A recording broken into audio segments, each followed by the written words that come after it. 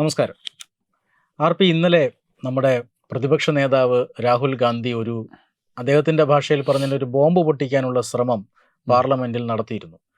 ഇന്ത്യയും ചൈനയും തമ്മിലുള്ള സംഘർഷത്തിനിടയിൽ ഇന്ത്യയുടെ പൊളിറ്റിക്കൽ നേതൃത്വത്തിന് തെറ്റുപറ്റി അല്ലെങ്കിൽ അവർ ഭയന്നിരുന്ന ഒരു മുഹൂർത്തമുണ്ട്. അതിനെക്കുറിച്ച് ജനറൽ നരവനെ എഴുതിയിട്ടുണ്ട് എന്ന ഒരു വ്യാഖ്യാനമാണ് അദ്ദേഹം കൊണ്ടുവരാൻ ശ്രമിച്ചത്. ഇപ്പോൾ ഈ ഇന്ത്യ ചൈന ബോർഡറിൽ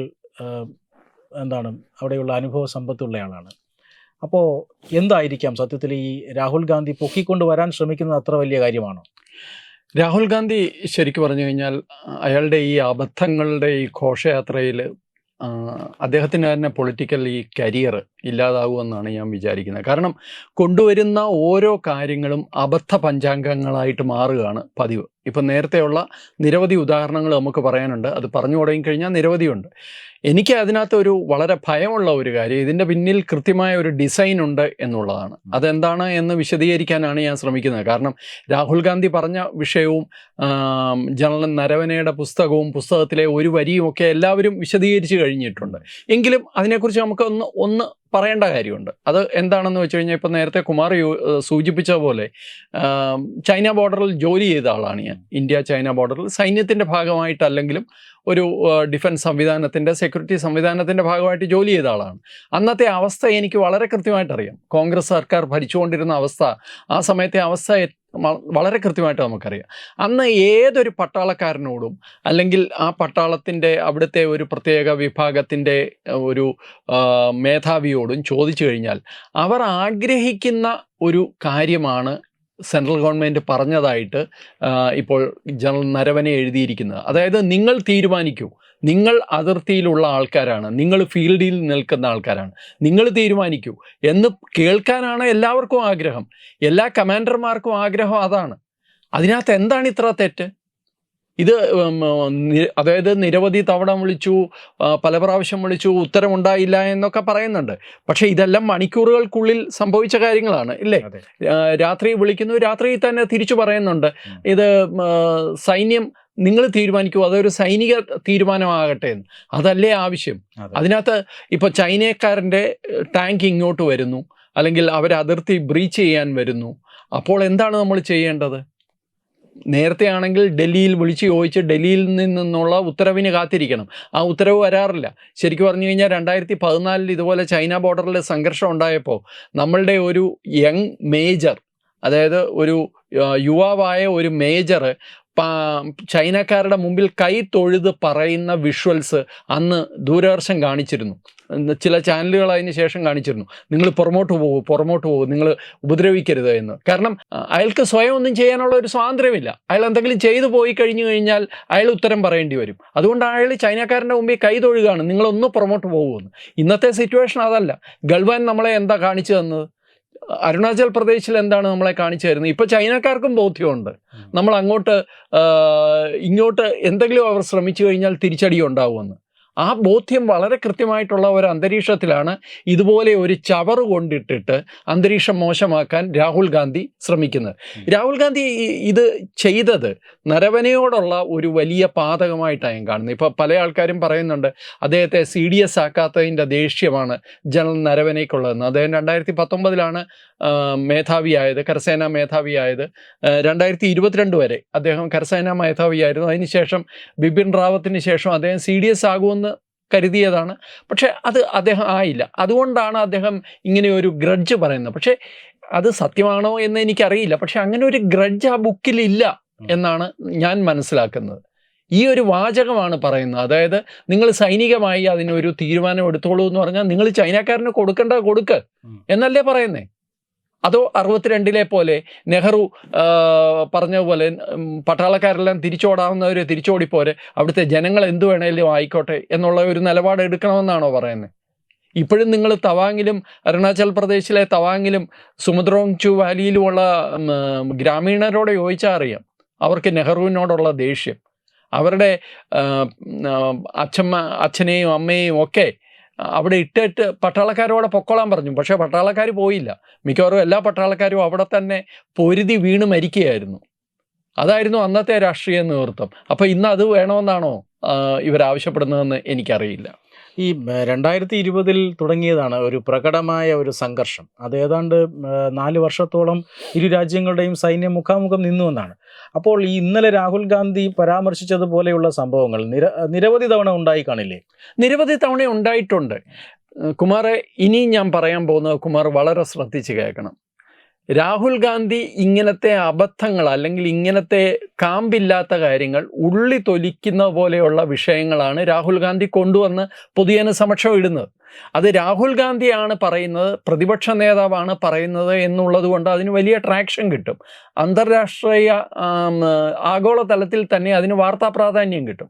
പക്ഷേ അവസാനം ഒരു ചർച്ച വന്നു കഴിയുമ്പോൾ അതിൻ്റെ ഡീറ്റെയിൽസിലേക്ക് പോകുമ്പോൾ ഇതിൽ യാതൊന്നുമില്ല എന്ന് പറയും. പക്ഷേ ഒരു ദിവസം ഇതൊരു ഡാമേജ് ഉണ്ടാക്കാൻ ഉള്ള ശ്രമമാണ് നടക്കുന്നത്. നിങ്ങൾ ശ്രദ്ധിക്കുക, ഇപ്പോൾ റഫേൽ ഇടപാടിൽ വലിയ അഴിമതി നടന്നു എന്നും പറഞ്ഞുകൊണ്ട് വലിയൊരു കൊട്ടിഘോഷമൊക്കെ ഉണ്ടായി. എന്നിട്ട് എന്തായി?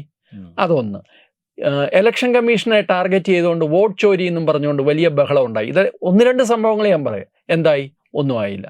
ഇപ്പോൾ കൃത്യമായി സൈന്യത്തെയാണ് പിടിച്ചിരിക്കുന്നത്. അല്ലെങ്കിൽ സൈനിക നേതൃത്വവും നമ്മളുടെ രാഷ്ട്രീയ നേതൃത്വവും തമ്മിലുള്ള വളരെ ഹാർമോണിയസ് ആയ നല്ല ബന്ധത്തെ അതിൻ്റെ കടക്കൽ കത്തിവെക്കാനുള്ള രാജ്യദ്രോഹ ശ്രമങ്ങളാണ് ഈ നടക്കുന്നതെന്ന് ഞാൻ പറയും. അതിന് കാരണമുണ്ട്. അത് വളരെ കൃത്യമായിട്ട്, അതായത് ഇലക്ഷൻ കമ്മീഷനിലുള്ള വിശ്വാസം ജനങ്ങൾക്ക് പോകണം എന്നുള്ളതായിരുന്നു അതിൻ്റെ ഉദ്ദേശം. മോദി സർക്കാർ അഴിമതി സർക്കാരാണ്, ഞങ്ങൾ മാത്രമല്ല അഴിമതി നടത്തിയിട്ടുള്ളത്, ഇവരും അഴിമതി നടത്തുന്നു എന്ന് പൊതുജനത്തെ ബോധ്യപ്പെടുത്താനായിരുന്നു മറ്റേ ശ്രമം. ഇത് രണ്ടും നടന്നില്ല. ഇപ്പോൾ സൈന്യവും സർക്കാരും തമ്മിലുള്ള ബന്ധത്തെ ബാധിക്കാൻ അല്ലെങ്കിൽ അതിനെ തമ്മിൽ ഒരു അസ്വാരസ്യം ഉണ്ടാക്കാനുള്ള വളരെ അപകടം പിടിച്ച ഒരു ശ്രമമാണ് നടക്കുന്നത്.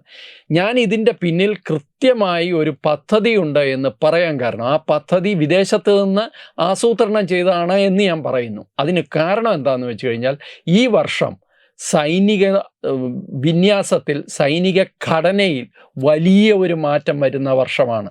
ഈ മെയ് 2026 മുതൽ തിയേറ്റർ കമാൻഡ് നിലവിൽ വരികയാണ്. വർഷങ്ങളുടെ തയ്യാറെടുപ്പ്, വർഷങ്ങളുടെ ആലോചന, ഇതിനെല്ലാം ശേഷമാണ് തിയേറ്റർ കമാൻഡ് വരുന്നത്. എന്താണ് തിയേറ്റർ കമാൻഡ്? തിയേറ്റർ കമാൻഡ് എന്ന് വെച്ച് കഴിഞ്ഞാൽ, മറ്റേത് ആർമിക്ക് ഒരു കമാൻഡ്, നേവിക്ക് വേറൊരു കമാൻഡ്, എയർഫോഴ്സിന് വേറൊരു കമാൻഡ്, ആ നിലയ്ക്കായിരുന്നു. അത് വലിയ പ്രോബ്ലംസ് ഉണ്ടാക്കിയിട്ടുണ്ട് സംഘർഷങ്ങൾ ഉണ്ടാകുമ്പോൾ, പ്രത്യേകിച്ച് ചൈനയുമായിട്ട് സംഘർഷം ഉണ്ടാകുമ്പോൾ. പാകിസ്ഥാൻ രണ്ടാമതുണ്ട്. അപ്പോൾ ഇത് ഉണ്ടാകാതിരിക്കാനും വളരെ കൃത്യമായി, അത് ഒന്നുകൂടെ എടുത്തു പറയാണ്, വളരെ കൃത്യമായി സമയോചിതമായി ഇതിന് മറുപടി കൊടുക്കാൻ ഒരു തിയേറ്റർ കമാൻഡ് നിലവിൽ വരികയാണ്. അതായത് ഒരു ജനറലിൻ്റെ അല്ലെങ്കിൽ ഒരു എയർ ചീഫ് മാർഷലിൻ്റെ, 4 സ്റ്റാർ ജനറലിൻ്റെ നേതൃത്വത്തിൽ ആർമിയുടെയും മറ്റ് സേനാ വിഭാഗങ്ങളുടെയും സംയോജിതമായ ഒരു കമാൻഡ് ഒരു മേഖലയിൽ ഉണ്ടാകുകയാണ്. അത് ചൈനയെ ഉദ്ദേശിച്ചാണ്, പിന്നെ രണ്ടാമത് പാകിസ്ഥാനെ ഉദ്ദേശിച്ചാണ്. ഞാൻ മനസ്സിലാക്കുന്നതനുസരിച്ച് ഇത് മെയ് 2026 ഇതിൻ്റെ ആദ്യ ഘട്ടം പൂർത്തിയാകാൻ പോകുന്നത്. അപ്പോൾ ഇതിൽ വെസ്റ്റേൺ കമാൻഡുണ്ട്, നോർത്തേൺ കമാൻഡുണ്ട്, പിന്നെ മാരിടൈം കമാൻഡുണ്ട്. അതായത് നമ്മളുടെ നാവികസേനയും കൂടി ഉൾപ്പെടുന്ന ഒരു കമാൻഡ്, അത് കോയമ്പത്തൂരാണ്. മറ്റേത് നോർത്തേൺ കമാൻഡാണ്, പിന്നെ വെസ്റ്റേൺ കമാൻഡാണ് പശ്ചിമ ഭാഗത്ത്. അപ്പോൾ ഒന്ന് പാകിസ്ഥാനെ ഉദ്ദേശിച്ചാണ്, മറ്റേ ചൈനയെ ഉദ്ദേശിച്ചാണ്. ചൈനയുടെ ഏത് നീക്കത്തെയും കൃത്യമായി സമയോചിതമായി എല്ലാവരും കൂടെ ചേർന്ന് മറുപടി കൊടുക്കാനുള്ള ഒരു കൃത്യമായ പദ്ധതിയാണ് ഇപ്പോൾ അണിയറയിൽ തയ്യാറായിട്ടുള്ളത്. അത് മെയ് 2026 വരുമ്പോഴാണ് രാഹുൽ ഗാന്ധി ഇങ്ങനെ ഒരു ബുക്കിലെ ഒരു വാചകം പിടിച്ച്, ആ വാചകമാണ് കേന്ദ്ര സർക്കാർ പേടിക്കുന്നതെന്നാണ് പ്രിയങ്ക പറയുന്നത്. ആ വാചകത്തിൽ എന്താണ് പേടിക്കാനുള്ളതെന്നാണ് നമ്മൾ ഈ ചർച്ചയുടെ ആദ്യഘട്ടത്തിൽ പറഞ്ഞത്. ഇങ്ങനെ ഒരു സമയത്ത് ഇങ്ങനെയൊരു അലമ്പുണ്ടാക്കുക, നമ്മുടെ പച്ച മലയാളത്തിൽ പറഞ്ഞ അലമ്പുണ്ടാക്കുന്നത്, ഇത് വേറെ ചില ഉദ്ദേശങ്ങളോടുകൂടിയാണ്. ഇത് പ്രതിപക്ഷത്തിൻ്റെ പണിയല്ല, അപകടം പിടിച്ച രാജ്യദ്രോഹികൾക്ക് വേണ്ടി എടുക്കുന്ന പണിയാണ്. അതായത് ഈ നരവനയുടെ പുസ്തകം അത് അദ്ദേഹത്തിന് അറിയാം, അദ്ദേഹത്തിൻ്റെ പബ്ലിഷിംഗ് ഹൗസിന് അറിയാമായിരിക്കും, മിനിസ്ട്രി ഓഫ് ഡിഫൻസിനും അറിയാമായിരിക്കും. ഏതാണ്ട് ഒരു കൊല്ലത്തോളം ഈ അനുമതിക്കായി കാത്തു കിടക്കുന്നു എന്നൊക്കെയുള്ള ആരോപണങ്ങളാണ് ഇപ്പോൾ വരുന്നത്. അപ്പോൾ ഈ തിയേറ്റർ കമാൻഡ്, അതായത് രാജ്യത്തിൻ്റെ പ്രതിരോധ മേഖല വലിയൊരു മാറ്റത്തിന് വിധേയമാകുമ്പോൾ ആരായിരിക്കാം ഒരുപക്ഷെ ഇങ്ങനെയൊരു നീക്കത്തിന് പിന്നിൽ? അതാരാണെന്ന് തീർച്ചയായിട്ടും കണ്ടുപിടിക്കേണ്ടതുണ്ട്. കാരണം ആരായാലും അത് എന്തായാലും രാജ്യത്തിൻ്റെ താല്പര്യങ്ങൾക്ക് അനുസൃതമായ ഒരു നടപടിയല്ല എന്ന് നമ്മൾ പറയേണ്ടി വരും. പിന്നെ സെൻട്രൽ ഗവൺമെൻറ്റിൻ്റെ തീരുമാനങ്ങൾക്ക് അല്ലെങ്കിൽ അപ്രൂവലിന് കാത്തു കിടക്കുന്നു എന്ന് പറയുന്ന പുതിയ കാര്യമൊന്നുമല്ല. കോൺഗ്രസിൻ്റെ കാലത്തും അങ്ങനെ തന്നെയാണ്. അതായത് നമ്മളുടെ ഡിഫൻസ് മേഖലയിൽ പ്രവർത്തിച്ച ആൾക്കാർ, വലിയ രഹസ്യങ്ങൾ കൈകാര്യം ചെയ്ത ആൾക്കാർ, അവർ പുസ്തകം എഴുതുകയാണെങ്കിൽ തീർച്ചയായിട്ടും അവർക്കൊരു അപ്രൂവൽ മേടിക്കേണ്ടതുണ്ട്, പ്രീ അപ്രൂവൽ മേടിക്കേണ്ടതുണ്ട്. അത് മേടിക്കാതെ പുസ്തകം എഴുതിയ ഒരാൾ മോദി സർക്കാരിൻ്റെ കാലത്തല്ല, അതിനു മുമ്പ് അറസ്റ്റിലായ ചരിത്രം പോലും ഉണ്ട്. അപ്പോൾ അതുകൊണ്ട് അതൊക്കെ രാജ്യത്തിൻ്റെ നിയമവുമായി ബന്ധപ്പെട്ടാണ്. അതിൽ രാഷ്ട്രീയം കലർത്താതിരിക്കുകയാണ് നല്ലത്. പക്ഷേ ഒരു കാര്യം വളരെ വ്യക്തമാണ്, ഈ പുസ്തകത്തിൻ്റെ ഇത് പെൻഗ്വിൻ ബുക്സിനാണ് ഇത് പ്രസിദ്ധീകരണത്തിന് കൊടുത്തതെന്നാണ് ഞാൻ മനസ്സിലാക്കുന്നത്. ഇത് എവിടെ നിന്നാണ് ചോർന്നത്, ആരാണ് ചോർത്തിയത് എന്നുള്ളത് തീർച്ചയായിട്ടും അന്വേഷിക്കേണ്ടതാണ്. ആരായാലും അവർക്ക് രാജ്യ താല്പര്യമല്ല അവരുടെ മനസ്സിലുള്ളതെന്ന് വളരെ വ്യക്തമാണ്. ഇപ്പോൾ നരവനയുടെ ഭാഗത്തു നിന്നൊരു വിശദീകരണം വരാനുള്ള ഒരു സാധ്യതയുണ്ടോ? തീർച്ചയായിട്ടും അദ്ദേഹം വിശദീകരിക്കുകയാണ്. പക്ഷേ അദ്ദേഹത്തെ സംബന്ധിച്ചിടത്തോളം അദ്ദേഹം പ്രതിരോധ വകുപ്പ് മന്ത്രി രാജ്നാഥ് സിംഗിൻ്റെയൊക്കെ അടുത്ത സുഹൃത്തായിട്ടാണ് അദ്ദേഹം അറിയപ്പെടുന്നത്. വളരെ ഡീസൻ്റായ ഒരു മനുഷ്യനാണ്, വളരെ നല്ല ഒരു കരിയറുള്ള ഒരാളാണ് അദ്ദേഹം. എന്തായാലും ഇങ്ങനെ ഒരു വിവാദമുണ്ട്, അദ്ദേഹം പോലും ഒരുപക്ഷെ അത്ഭുതപ്പെട്ടിട്ടുണ്ടാവും. അദ്ദേഹം ഇതുദ്ദേശിച്ചാണ് എന്ന് അദ്ദേഹം പറഞ്ഞിട്ടില്ലല്ലോ ഒരിടത്തും. മാത്രമല്ല അദ്ദേഹത്തിന്റെ മുൻ ഇന്റർവ്യൂകളിലെല്ലാം ഒരു ഇഞ്ച് ഭൂമി പോലും നമുക്ക് നഷ്ടപ്പെട്ടിട്ടില്ല. വളരെ കൃത്യമായിട്ട് അദ്ദേഹം തന്നെ പറയുന്നുണ്ട്. അത് വളരെ കറക്റ്റാണ്. 1 ഇഞ്ച് ഭൂമി. പിന്നെ ഈ പറയുന്നത് ചൈനക്കാരുടെ ടാങ്കുകൾ ഇങ്ങോട്ട് കയറി വരുന്നു എന്നൊക്കെ പറയുന്നുണ്ട്. എന്നിട്ട് ചൈനക്കാർ ഇന്ത്യയുടെ അതിർത്തി കടന്നോ? അതെന്താ രാഹുൽ ഗാന്ധി പറയാത്തെ? ചൈനക്കാർ ഇന്ത്യയുടെ അതിർത്തി കടന്നോ? അതിർത്തി കടന്നെങ്കിലല്ലേ നമ്മളുടെ ഭൂമി നഷ്ടപ്പെടുന്ന പ്രശ്നം വരുള്ളൂ. അവരുടെ ടാങ്കുകൾ ഇങ്ങോട്ട് വരുന്നു. അപ്പം നമ്മൾ ചോദിച്ചപ്പോൾ നമ്മളുടെ നേതൃത്വം പറഞ്ഞത് നിങ്ങൾ സൈനികപരമായി തീരുമാനമെടുത്തോളൂ എന്ന്. അതിനകത്ത് എന്താ തെറ്റെന്നുള്ളതാണ് എനിക്കിപ്പോഴും മനസ്സിലാവാത്തത്. അവർ നടപടി എടുത്തുകൊണ്ടാണല്ലോ ഇങ്ങോട്ട് ചൈനക്കാർ കടക്കാഞ്ഞത്. അല്ലെങ്കിൽ ചൈനക്കാർക്ക് അതിന് ഉദ്ദേശമേ ഉണ്ടായിരുന്നിരിക്കില്ല. അപ്പോൾ എന്തായാലും അങ്ങനെയൊന്നും നടന്നില്ല. മാത്രവുമല്ല ഘട്ടം ഘട്ടമായിട്ട് പിന്നീട് ചർച്ചയിലൂടെ അവിടുത്തെ ആ സംഘർഷം പരിഹരിക്കപ്പെടുകയും ചെയ്തു. നമുക്ക് 1 ഇഞ്ച് ഭൂമി നഷ്ടപ്പെട്ടിട്ടില്ല എന്ന് നരവനെ പറയുന്നുമുണ്ട്. പിന്നെ എവിടെയാണ് പ്രശ്നം? പ്രശ്നം രാഹുൽ ഗാന്ധിക്കാണ്, അല്ല എന്താ? മാത്രമല്ല ഈ ചൈനയുടെ ടാങ്കുകൾ ഇങ്ങനെ ഒരു പ്രകോപനം നടത്തിയപ്പോൾ ആ സമയത്ത് അവിടെ ഒരു പ്രതിരോധം തീർക്കുന്നതിന് പകരം മറ്റു പല മേഖലകളിലും ഇന്ത്യൻ ടാങ്കുകൾ കടന്നു കയറി അങ്ങനെയാണ് ചൈനയെ പ്രതിരോധിച്ചത് എന്ന് ഈ രംഗത്തെ പല വിദഗ്ധരും ഇന്ന് അഭിപ്രായം. സത്യമാണ്. അത് അങ്ങനെ തന്നെയാണ് ചെയ്യുക. ഇപ്പം എന്തായാലും ഇങ്ങനെ ഒരു സംഘർഷം ഉണ്ടാകുമ്പോൾ, അതായത് കൃത്യമായ ഒരു തിയേറ്റർ തുടക്കം തുടരെ ഞാൻ ഒരു കാര്യം പറയാം.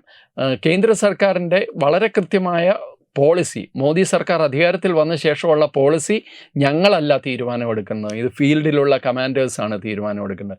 അവർക്ക് അതിനുള്ള ഒരു പൊളിറ്റിക്കൽ ക്ലിയറൻസ് കൊടുക്കുക മാത്രമാണ് കേന്ദ്ര സർക്കാർ ചെയ്യുന്നത്. അതാണ് ചെയ്യേണ്ടത്. അപ്പോൾ ഇതിനകത്ത് എന്താണ് പ്രശ്നം എന്നാണ് എനിക്ക് മനസ്സിലാവാത്തത്. അത് ഒരു പടി കൂടി മുമ്പോട്ട് കൊണ്ടുപോയി ഒരു തിയേറ്റർ കമാൻഡ്, ഒരു ജോയിൻ്റ് കമാൻഡ് ഇതിനു വേണ്ടി നിലവിൽ വരുന്ന സമയത്താണ് ഇങ്ങനെ ഒരു സംഘർഷം ഉണ്ടാക്കി പാർലമെൻറ്റ് സ്തംഭിപ്പിക്കാനൊക്കെ ശ്രമിക്കുന്നത്. അതത്ര നിഷ്കളങ്കമായ ഒരു പ്രവൃത്തിയാണ് എന്ന് ഞാൻ വിശ്വസിക്കുന്നില്ല. എന്തായാലും അതിർത്തിക്കപ്പുറത്ത് നിന്നും ഒരു വെടിയുണ്ട ഇങ്ങോട്ട് വന്നാൽ തിരികെ 50 എണ്ണം പോകണമെന്ന നിർദ്ദേശം മോദി സർക്കാർ കൊടുത്തിട്ടുള്ള കാര്യം എല്ലാവർക്കും അറിയാം. ആ രീതിയിൽ തന്നെയാണ് അതിർത്തിയിൽ കാര്യങ്ങൾ പോകുന്നതും. എന്തായാലും രാഹുൽ ഗാന്ധി ഉയർത്തിയ പുതിയ വിവാദത്തിന് ഒരുപക്ഷെ ഒരു മറുപടി വരും ദിവസങ്ങളിൽ ഉണ്ടാകുമെന്ന് തന്നെ പ്രതീക്ഷിക്കാം. നമസ്കാരം. Brought you by Kerala AIDS control society. HIV AIDS സംബന്ധമായ സംശയങ്ങൾക്ക് 1097 എന്ന 24 മണിക്കൂറും പ്രവർത്തിക്കുന്ന ടോൾ ഫ്രീ നമ്പറിലേക്ക് വിളിക്കുക. വാട്സാപ്പിലും ഫേസ്ബുക്കിലും ഒക്കെ സ്റ്റാറ്റസ് അപ്ഡേറ്റ് ചെയ്യാറുണ്ടല്ലോ. HIV സ്റ്റാറ്റസോ HIV പിടിപെടാനുള്ള സാഹചര്യങ്ങളിൽ കൂടി അറിഞ്ഞോ അറിയാതെയോ കടന്നു പോയിട്ടുണ്ടാവാം. എന്ത് തന്നെയായാലും മുൻകൂട്ടി പരിശോധിച്ച് HIV സ്റ്റാറ്റസ് അറിയൂ. സൗജന്യ HIV പരിശോധനയും കൗൺസിലിങ്ങും ആരോഗ്യ കേന്ദ്രങ്ങളിൽ പ്രവർത്തിക്കുന്ന ICTC അഥവാ ജ്യോതിസ് കേന്ദ്രങ്ങളെ സമീപിക്കുക. നിങ്ങളുടെ സ്റ്റാറ്റസ് എന്തായാലും വിവരങ്ങൾ രഹസ്യമായി സൂക്ഷിക്കുന്നതായിരിക്കും.